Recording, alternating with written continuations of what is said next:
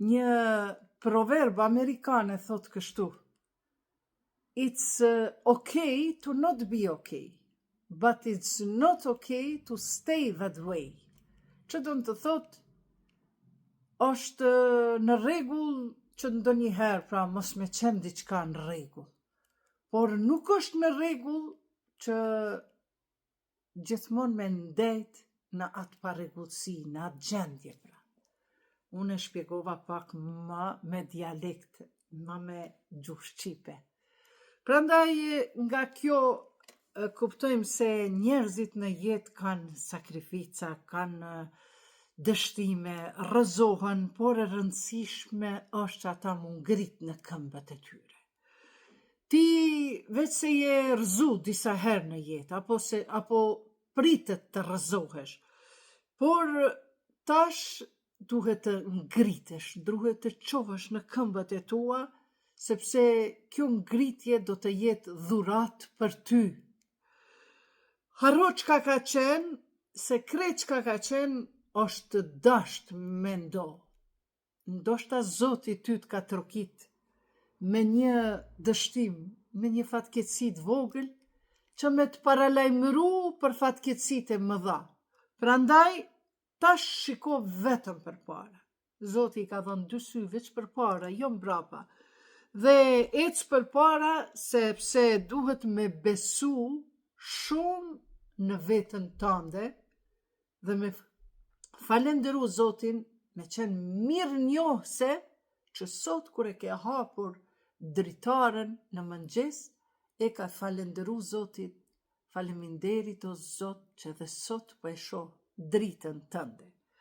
Prandaj, duhet me i besu shumë vetës dhe me besu se rruga e kalume ka qenë shumë e vështirë, është e vërtet. Por prap ti ke qenë ai që ke mund me përballu. Dhe tani nuk mundet një rrugë e njëjtë me qenë e vështirë si që ka qenë. Sepse Zoti nuk ka dëshirë me të rëndu shpirtin tënd ma shumë se sa mundesh. La yukellifullaha nafsan illa wus'aha.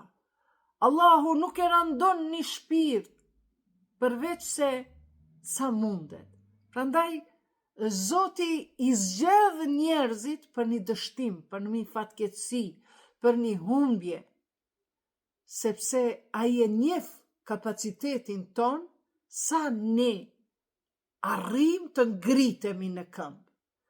Zoti nuk ka dëshirë që ne të zvarritemi për tokë si zvaranik, po ai vigjilon në ne duke na shikuar se si po ngritemi nga një dështim, nga një mos sukses, nga një depresion, nga një frikë, nga një angst, nga një mos pajtim me jetën, por këtë keme arrit vetëm atëherë nëse ti nuk e humb shpresën. Këtë keme arrit vetëm atëherë kur ti mbështetesh në Allahun. E jo si këto mësimet e psikologjisë moderne, apo këto fjalimet motivuese që na mësojnë, unë për veti nuk i besoj të gjithave, kur na thonë, ti mundesh, ti mund t'ja arrish, ti mundesh, por këto për 90% e njerëzve janë vetëm iluzion.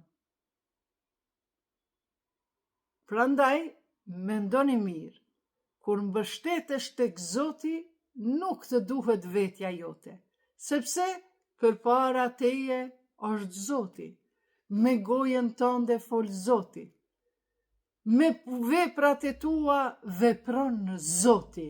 Prandaj, mbështet ju vetëm Zotin, as nanës, as babës, as burrit, as vllaut, dhe beso në vetën tënde, se unë, si kam arrit të vuaj, t'i kaloj rrugët e vështira, ashtu kam me arrit edhe të kënaqem në suksese në të mira, në rrugët e mira, rrugët e drejta, ku e kam Zotin përpara.